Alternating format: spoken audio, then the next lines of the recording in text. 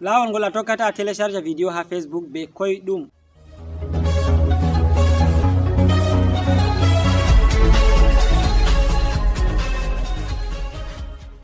Assalamu alaikum warahmatullahi wabarakatuh. Bandiraɓe fulɓe wondaɓe Jaygol Pulaku TV, mi silminaki dow moɗon, mi hofni on kala ha gonɗon nder duniyaru fuu. Ɗum nder rawo moɗon Adamu Haruna. E hande min gaddani en application wattilimga deydey nga ƴamuton min ko nde ɗuɗɓe ɗon mari deydey probléme man ɗo. Mi yiɗi mi télécharge vidéo ha Facebook. Lawol ngol mi tokkata mi télécharge vidéo ha Facebook. ɗuɗɓe ɗo keɓa télécharge photo to ɗon nder Facebook ɗon laari photowol pottangol ɗum wawan télécharge ngol jippinangol e galerie muɗum, larangol nde mari haje fuu, yerbangol e WhatsApp e Instagram e ha mari haje fuu. Amma vidéo ɗuɗɓe nder moɗon ɗo ƴama. Lawol ngol mi tokkata mi télécharge vidéo ɗuɗɓe giɗi télécharge vidéo giya ɗum télécharge tako, ɗuɗɓe ɗo ƴama min lawol ngol mi tokkata mi télécharge ɗum. Dalila majum min mati noon min tan mi waddango on application man ɗo, to hande min gaddani on application man ɗo. Amma hedde ko naste nder vidéo man ɗo ha min tindina on deydey no ka warete. Min ɗon toroɓe yejjutunoɓe ɓe abonayi ha chaine amin Jaygol Pulaku TV YouTube,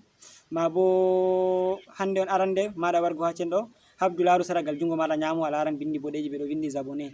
Sai a habda mema dow abonné man ɗo, yan bindi mani garti ɓaleji, sai a habda mema dow a laran kungel fere banta lenguru, to a memi dow magel ko gartan hankon taton, sai mema ngel mangel dow. To ɗon hokkatama kala nde min gerɓi vidéo fu ɓe gerɓonoyto ɓe kulluma min gerɓi vidéo ɗum diwatama na, sai to a ƴami min e kaza no warete. Min gaɗi vidéo ji ɗuɗɗi ɗi yake fere a tawa yimɓe fere gadi ɗo ƴaɓa min e mi waɗi haji application kaza vidéo kaza, déjà min artino min gaɗi vidéo man ɗo. To a abonayi bo wala no watta gi'a ɗum,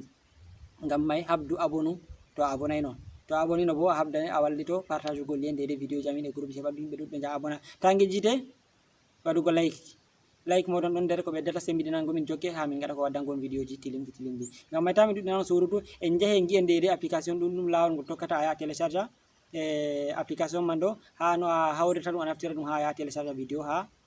Facebook.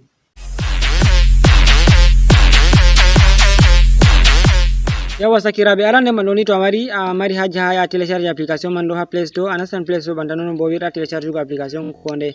ɓawa to nasti nder Play Store maɗa ɗum maɓɓitanakema banni a wari babal windugo ɗo, sai a wara tabbitina a windi nda inde application man ɗo hayre woni ɗo,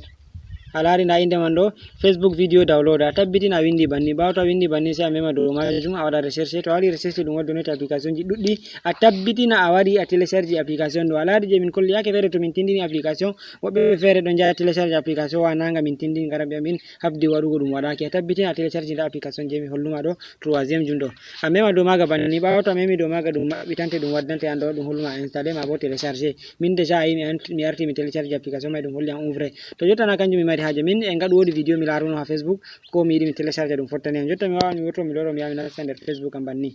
Ha mi ɗaɓɓita to Facebook am, mi wawan mi ɗaɓɓita Facebook am banni, nda Facebook am ɗo mi nasta nder majum. Ɓawa to mi nasti nder Facebook am mi rena ɗum maɓɓitanoyam mi yaha mi nasta nder vidéo ji ɗi mi larayno ko hunde fere ni an kam.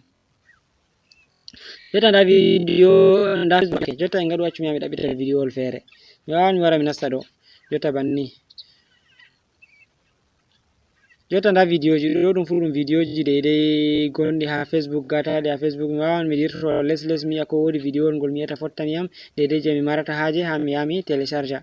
To jotta en ngaɗu nda application nda vidéo ɗo hangol fottani am ha mi télécharge ngol, jotta vidéo ngol giɗon ɗo ngol hangol fottani am ha mi télécharge ngol. To mi mari haje télécharge ngol mi waran nda ɗo ha alama toɓɓon kon taton, a laari toɓɓon kon taton ko mi holli en alama, a wawan ngara mema dow makon banni. Ɓawo to a memi dow makon a rena ɗum waddama ɗum waddonote banni, sai a dirto ha lignewol ngol ragarewol ha ɓe bindi copier le lien, to téléphone ma be anglais woni ma a laran copy link, sai a wara a copo link mai ɗo a meman dow majum tan. To a memi dow majum banni ni jotta ɗum kopoto déjà nda ɗum holli am ɗum kopake. Jotta to sai mi wurto mi yaha mi nasta application je mi télécharge no mai ɗo, sai mi wara mi ɗaɓɓita to application mai, nda application mai je mi télécharge no banni, nda kanjum woni ɗo, nda ɗum holli on alama ɗo, sai a wara mema dow majum. Ɓawa to memi dow majum sai a rena ɗum waɗan recherche seɗɗa hedde ɗum waddanoyma, a yiyan ɗum ɗaayi ɗum neɓai ɗum waddanayma, sai a rena. Yawwa a laari ɗum nastake déjà. To ɓawa to ɗum nastake banni ɗum waddonoytama, ɓawa to ɗum waddanima banni sai a tabbitina a wari nda ɗo ni ha ɓe windi URL ɗo a dasowa ɗum a wartira dow majum banni. Ba a laari mi wartiri ɗum. Ɓawa to a wartiri ɗum banni a laara ɗum waddanima didol ngol, a laari didol mai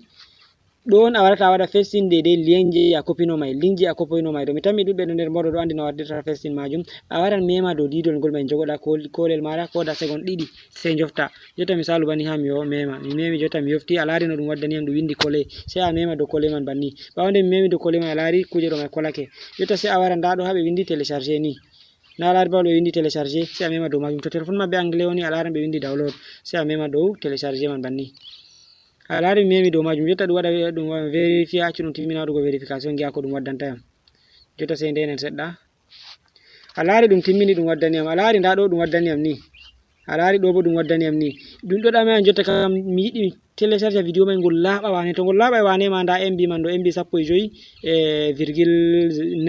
15,09 nda ɗo bo MB 5,35 ko nandi be majum to an no giɗɗa min jotta mi yiɗi mi télécharge ngol tan heɓata ɗum nda yaha mi waɗa je les ɗo sai a mema dow majum je marɗa haje je suftuɗa fo sai a mema dow majum min da je mi sufti ɗum ɓawa sufti dow majum jotta e ɗum télécharge ɗum wawan ɗum waddunema publicité ngam application may na ɗum je ceede jotta a wawan a maɓɓa publicité man ɗo a wara babal ha ɓe windi fermé banni ɗo a wara a maɓɓa publicité man ɓawa to maɓɓi publicité man a wawan ngara ɗo ni gi'a de yanayi yawugo télécharge go vidéo wol man ɗo nda ɗo hami waɗani alama ɗo sai a wara a mema dow majum banni ɓawa to a memi dow majum déjà a laari nda ɗum yawa sakiraɓe fulɓe mi tami on dari lawol koygol ngol a tokkata ya télécharge vidéo ha Facebook a jippina ɗum e galerie maɗa to vidéo may ngol fottanima useni ta yejjutu waɗugo like seragal jungo maɗa nano ɗon a laran kuɗe feere waɗi banta kolel like ɗon hollatamin vidéo may ngol fottanima ta yejjutu yahugo les babal commentary bo a wannamin commentary dedeji encourage tamin hollamin nde vidéo may ngol fottanima yawa commentary moɗon ton ɗon mbiyamin vidéo ji amin ɗo pottani on ko wodi ha yiɗon min bonni bo on taskitinamin on mbiyamin da ko hannuno gaɗo e ko nandi be majum ko bo ƴamɗe feere marɗon haji on mbawan jahon binda ɗon min ha commentary min daray min tammi jaɓago on bo gam may ɗo on jarama bandiraɓe fulɓe nder rawa moɗon Adamu Haruna. Wassalamu aleykum.